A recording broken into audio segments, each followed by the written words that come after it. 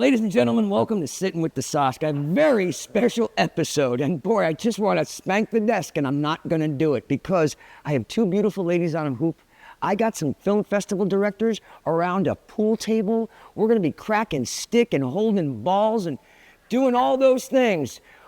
This might be the moment to switch over to YouTube. Or keep listening, because definitely things are going to crack. Sitting with the Sauce, come in your ears right now, and lots of other things. Bye!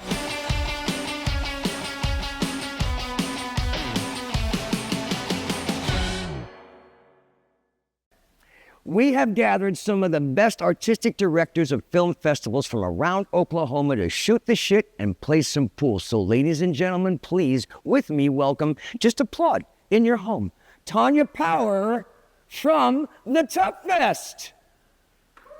And I was yeah, there we go, applause. I love that. We have, oh, thank you, sweetheart. Carrie Weens from Circle Cinema Film Festival.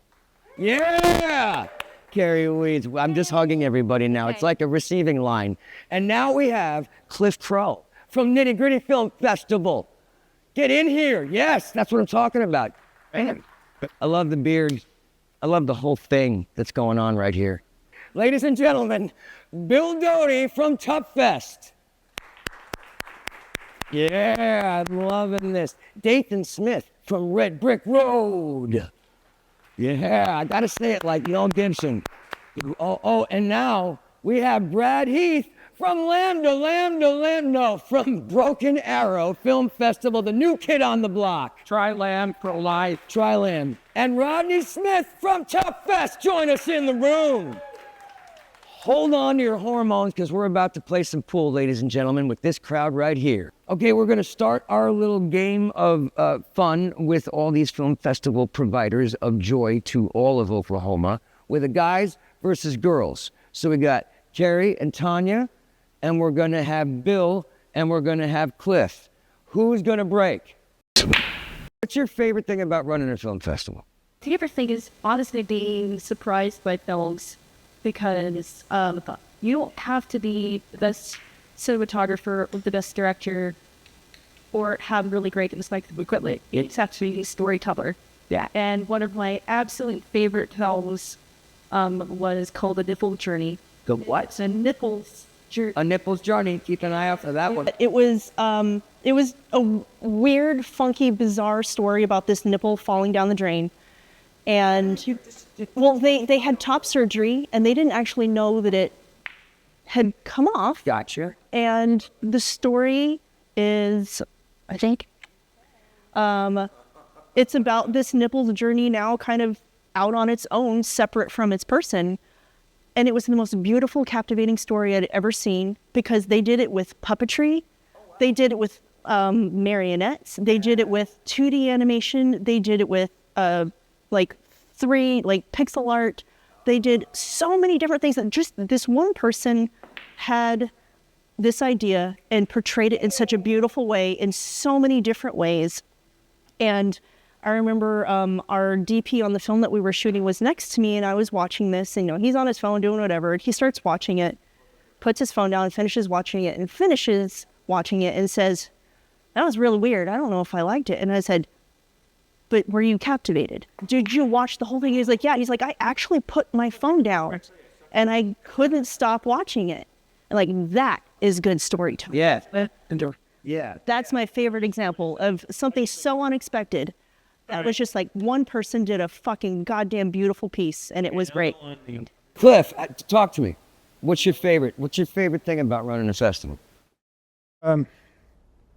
Favorite thing would be seeing the variety of filmmakers and their work. There's a lot of talented folks around here so we get submissions from everywhere, right? Yeah.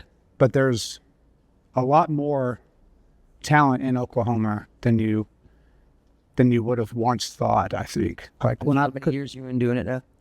This is our second year. Okay. But I grew up here, and there's a lot of time spent trying to meet other creatives and trying to network. Yeah. And this has been one hell of a way to speed that process up, because there's a lot of people that just come out of the woodwork There's a lot more people doing it than I always thought. I think you're supposed to shoot pool now. I think this is my 5th year. Last year, I was like, oh, that's the best, most original story ever. You know, there won't be any good stories next year. And then you're just like always surprised, like, oh, that's a great story. And yeah. So we've been, So mine's a selfish reason because I think a lot of it has to do with the meeting other filmmakers. Yeah. So we're very much about community, obviously, because we do a monthly meetup, networking thing. We go to a lot of things, and this is a fast track to network because people show up when we had we had filmmakers show up on the day that we're not friends with, and because they came in, but also networking and helping movies get made. You enjoy the networking? This is our 5th year. 5th year. Yeah, absolutely. Red Brick Road. Red Brick Road. The thing I really like the most is getting to watch the filmmakers see their film on a big screen, like in an actual movie theater. Yeah. Because I know as a filmmaker myself, that's something that I want to see. So that's really exciting for me to see their excitement. You know, Like our excitement as feet go right by you. I'm more interested in the balls, but Why Ponca City? I grew up there without anything like this available to me, and I always wanted it to be available to me. And I got out of Ponca City, and I spent a lot of years trying to network, like I said, and meeting other people and making films and trying to do creative things. So creativity, community, culture. And how cool that you're bringing it to your hometown. That's the goal. Now, whether or not they embrace it is yet to be seen. Nice. How do you decide to find an identity for your film festival? We wanted a festival that we wanted to be a part of because my festivals, let's just say there's 5,000 festivals. Let's just how they are, close to 5,000 festivals. Most of them on. So you're going to see an online festival where they go, we do want the month screenings if you get a board, which a lot of us don't do much screening. So a lot of times they do online festivals, they give you a little or maybe they don't give you. There's kind of take your money and your rent. And also there were certain movies that we had just made a really weird cult horror cost. Yeah. Well, we enjoyed the festivals that we submitted. They were cool. They were weird, and they were cool, and we thought those are the fun festivals. Then we just moved here. We didn't even move here. We'd only just shot a film here. And we thought, let's just do these undergrounding type weird festivals and tiny little festivals. Okay, so from there we decided, let's just make the festival we would want, but also that helped other filmmakers. We didn't want people to have to pay a bunch of money. We didn't want people, you guys give me no shot. Anyway, watch this. Stand back. Anyway, we just wanted to start the festival we always wanted. For me, I feel like normal festival when I took it over, and I didn't want to compete with a big festival like Dead Center because I wasn't trying to be the next Dead Center. Sure. I wasn't trying to be Oscar and almost, the things you have to do to have those levels. And so I said, I'm just going to make this an Oklahoma festival. I'm going to make it something where I'm just going to make this in those. And so when I took it over, I pulled it back and said that. And I said that 5 years ago. And it's been great that sort of I'm not going to say the industry's grown too, but a lot more, stuff has happened in those 5 years when I started. But I just said, I just want to celebrate what's happening. Yeah. So you decide to sort of focus on Yeah. that. You guys are going for underground stuff. I feel like Nitty Gritty is kind of going for that indie vibe too. So my thing was, and I told Bill this whenever I first reached out to him, because I screened for their festival. Right. Because I wanted to start an underground fest, but this has popped up right the same year when I was wanting to start. So I was like, God. He's like, well, I'm glad that we beat you to it. But it's not like they can't be. Exactly. 100%. A genre type festival, great. Yeah. Because, but I will also see motion adults who's real researching who are. That's art. Yeah. As a filmmaker and as a festival owner, I always, if I submit to a festival, I read everything about it because I don't want to waste any money. And we say right at our festival, hey, don't give us your dramas, your documentaries, things like that. Somebody goes, oh, thanks. Hope you enjoyed my documentary because they have to read it. Yeah, that's the biggest complaint that I have about submitting to festivals is make sure you're a good fit. Yeah. Yeah. Wait, that means like if I'm going to take the time to get people to watch your film, make sure that you're a good fit for the festival. Right. I mean, like, if you're submitting to Tulsa the Underground Film Festival, don't submit a Hallmark short. Sure. Like that's it. That's Because you also want to give your film the best chance for people to actually watch it and it go somewhere. So, I mean, And this is your chance to market your film, so you want to market it properly. You don't want to put it in a film festival that it doesn't fit in. yeah, like if this film festival is exclusively looking for documentaries, don't submit a horror film. Unless it's a literal documentary about horror films. Like I mean, a like Blair Witch just style, like just make sure it's a good fit. What do you feel like? What's the identity of Red River Road? You know, we want to be captivated just like everybody else, even if it's only for 15 minutes or if it's for an hour and a half. So we're really looking for those unique stories. We screen everything before it goes to the judges, just to make sure it follows our rules that we set in place, and that it's something that we would be willing to show at our film festival. Then we pass it on to our jurors, and from there they rate them, and we sort them, and if it fits in the time slot, then that's what we put in, to be fair. Yeah. None of our jurors are Oklahoma jurors. Nice, They nice. don't know any Oklahoma filmmakers. They love getting to know them. Yeah. They're not biased in that aspect. I'm all about building up a community, that it doesn't have to be one or the other. Competition sure is healthy, but still, one of the points of doing this is to gather us all together and exchange ideas.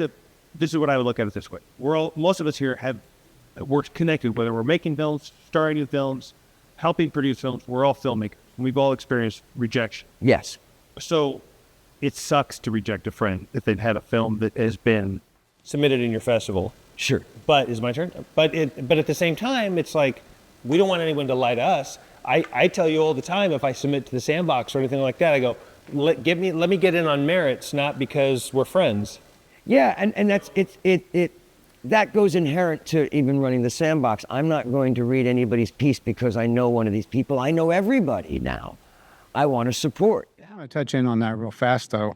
One thing that really is kind of a bummer is because of, generally speaking, asses in seats. I can select a lot of films that are not Oklahoma-based films, but they're not coming to Ponca City to watch their films and represent their films. Right. I still want to have a good selection. I still want to have a varying amount of films from different locations, but you have to highlight Oklahoma film. You just have to if you want people to. Yeah, that's going to be your audience. That's our building. And that's what the Q&As. I mean, all the people that are there to represent.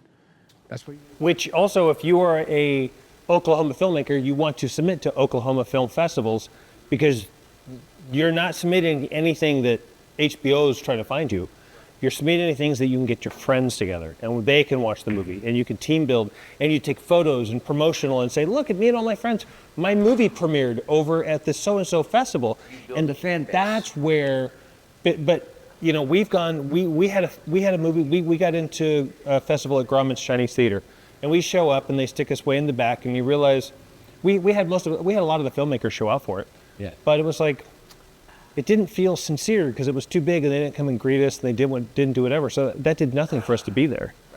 But doing local stuff is really cool because when we had at Circle last year, we got to show Kick Chuck Cop, which you were in. See what I'm doing there? Circle. And that looks tough. That looks tough. Would you say that's the toughest thing to do? Oh. I mean, if we're going to get to the nitty gritty. Oh. So. But don't break any arrows. I am deciding to not interview anybody right now because I'm going to do other things. So this is Brad and Carrie, and they're going to talk for a second. I've been very fortunate, and I have a great team, and I really feel like bringing it back to the Oklahoma stuff. When I took it over, I made it an Oklahoma-centric film festival, and I think that really turned the tide and just kind of how the circle was doing great before, but I feel like we're more integrated into the film community once that became the focus of the festival. And that has really been good for the circle, but also enriching for, you know, for the us being there.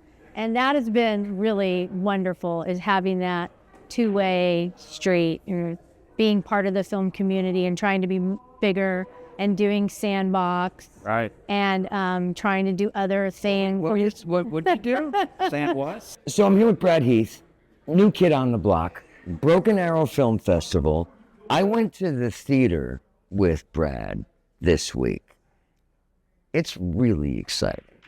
Yeah, we're excited. I mean, the Regal Warren Theater in Broken Arrow is beautiful. It's a beautiful theater. It's very big. Yeah. If you've not been there, you need to go. It's very, very large. Huff, theater. we're doing a show there, dog. I can't wait for you to see it. Cool. It's people are going to be so thrilled to see their movies in these screens. We have a 160 plus seat theater. We've got 4 theaters upstairs that hold 35 and 40. It's going to be a wonderful time. Yeah, it's going to be a great time. And we're unique in the sense that the city of Broken Arrow really got behind us. Yeah. They embraced it. They're a film-friendly town. Call it a bedroom community of Tulsa, whatever. It's its own thing. Yeah. It's got a beautiful main street. Rose District is what they call it. Great vibe. Great vibe. Great places to go eat. Great places to stay. Well, I think if you even look it up, I think there's 50 in Oklahoma. 50 film festivals. Now some of them are very specific. Sure. You know. But we felt, and the city of Broken Arrow felt, that we had an opportunity to really kind of put our stamp on the industry and say, we want you to come here and film. Have a film incentive. Very simple process. Michaela Burton, Aaron Hoffner, they run BA Tourism. Yeah. They do an amazing job over there. And if you're wanting to film, I encourage you, go on the website, contact them, fill out the paperwork to try and get part of that incentive money. You hear that, filmmakers? That's what we want to provide for you here on Sitting with the Sauce. Broken Arrow is a place that is looking for people to bring projects to. We just came off of a 20-day shoot movie called Flyover. Yeah. It was amazing. We shot it all in Broken Arrow. Of course, they had some incentive money there as well. Yeah. But, you know, again, Broken Arrow's kind of stepping up to the plate. Horrified shot there the year before. Yeah. Now we've got a couple of other. Horrified is a film by a company named Rebellium in town, who is a company in town here in Tulsa that does about 4 films a slate, of films a year. Shout out to Randy and Talia Wayne. So they and others are looking at Broken Arrow now because there are some unique locations to film. Oh, hell's yeah. Beautiful places to film. And now they've added the film festival piece to it. And I'm so happy to be able to run that festival for them, even though we don't have what everyone else that you're going to talk to has with the experience and the history of doing this for several years. Sure. We are going to make a splash for sure. I think everybody can agree with this one. If you're submitting a short film, make sure it's a short. You got to be 15 minutes because it allows you to be 6 films in an hour and a half, and there's your chunk. Well, our blocks are basically 45 minutes long because we give a 15-minute break so people can get beer because, we want people to have fun and hang out. Get on hoops. And you on hoops and swing and twirl, and you got to have time to get set up. But let's give some love to Amber and Laura joining us in the festivities. I want people to not make long. See? That doesn't even make sense. Is there ever a long short category? Is there a long? We're gonna do one next year. We're actually on shorts. That's right. So now we do micro shorts. Shouldn't they call them like Jenkos or Capris? Yeah, that's what you should call it, Capris. A 40-minute, 39-minute short and a 30-minute Q&A is a very nice segment. The culotte. I like that. I do that all the time. I want a culotte. Peace. It's a 30-minute short, and that's a nice part for me. Not everybody has to go that the comedy. Yeah, and not everybody has this way. And I do that because I like that, because sometimes a 30-minute short gets lost in block, and to have a full 30 minutes talk or 49 minutes or 52 or 42 minutes. I mean, Yeah. to me, it doesn't make a difference. Because I always feel like that's like the netherworld, that it's not a short and it's not a feature, but I love that you're giving a place for those to be told, if that story is solid. Or So I got to say, on festival day, it's also really tough when you have a long festival because we've all seen the movies. We're watching the people watch the movies. Yeah. So when you're watching people watch a long short, and then 8 minutes in they walk away and get a beer, you think, yeah, this didn't entertain them. Right. So we, as festival owners, we have to say, A, do we like it? B, will this entertain people? And even some of we watched one yesterday, shot so beautifully, but we can't put it in the festival because it was so slow. So slow. When people drinking beer, going to be, what am I watching? Mm-hmm. And pacing, is that an important thing for everybody? Just pacing? And honestly, Kill your babies! if Yeah. you cut 5 minutes out of your 20-minute short, it will likely get in.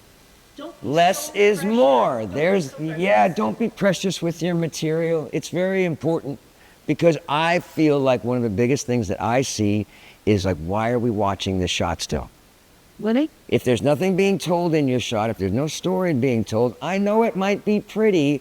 Move it along. Rodney joined the table with Bill. He was one of our first guests. I think it was the third show. And they've combined powers, and they've been behind Tough Fest. Mm-hmm. And what made you join their team? What made you want to get involved in doing a film festival in town? The great thing about Tulsa is that we have a really nice mix of talent from the East Coast, West Coast, with the talent here in Tulsa, along with the enthusiasm and along with the filmmaking knowledge. So, person like Bill and Tanya coming in town, they bring a wealth of West Coast knowledge, and I worked on sets at them too. So, kindred spirits. And then we just have the right mash of people in Tulsa right now, especially after Killers Development, there's for Reservation Dogs, that we have the enthusiasm, we have the people, and now we have people coming in from the coast with the knowledge of how to make films and how to act. Through the Sandbox, through the Coffee and Crew, and through the Picture Board now that we're doing Tough Fest, we've set up things for the community to get together and work on projects together. Yeah. Oh, gosh. We're starting to see the fruits of our labor. Yeah. This is the third Tough Fest. What are the dates on this? October 17th and 18th. So we got plenty of time. What's the cutoff date? Do you guys know? September. Sometime in September. Tough Fest cutoff date? September 5th? September 20th. September 20th. Currently have 144 submissions. So don't submit anymore. You can't submit to Tough Fest. If you're going to submit, we're currently in the regular registration. Kill your babies. Keep it tight. Less is more. Thank you for joining us. We're going to join the pool table now. If you were watching this on YouTube, you'd see what was going on. Watching you. Watch me. I like watching his balls. Yeah. Brand new. So we're going to end this insane podcast with the famous questionnaire from Pivot. I used to watch Inside the Actor Studio. So I'm going to ask all these wonderful artists to answer some interesting questions for all of our entertainment. Okay, so I'm going to ask you a question. It's a one-word answer. Go for it. And if you need to pass and think about it, you can. Is everybody prepared? What's that? What is your favorite word? Pass. Pass is his favorite word. What is your favorite word? Quaff. Sure that wasn't queef? Whoa, I stopped myself. What is your favorite word? Maybe. What is your favorite word? Butterfly. Jace, what is the sound or noise that you love? Here and welcome to the Sandbox. Oh, come on. That was really nice. Dathan, what is something that turns you off? Overly eager people. Point taken.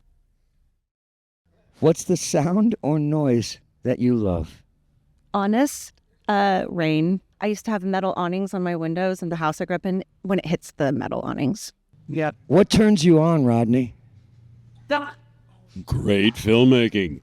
That's a good answer. See, we're catching on. What is your favorite word? Action. What sound or noise do you love? Petrichor. What is that? It's the sound of rain. Petrichor? If heaven exists, what would you like to hear at the pearly gates? Good job. Good job. See, that's nice, right? Thanks for joining us. This has been Sitting with the Sauce with all these wonderful film festival makers, doers, attendees. This wonderful gentleman here, Scott, who made all of this chaos possible. Thank you for letting us do this in your room. Indeed, I love it. I love you, PJ. Thank you. Do you have a favorite sound? Victor Wooten playing bass. The most beautiful sound in the whole world. Let's go listen to Victor Wooten play some bass, and I'll see you all next time on Sitting with the Sauce. PJ out.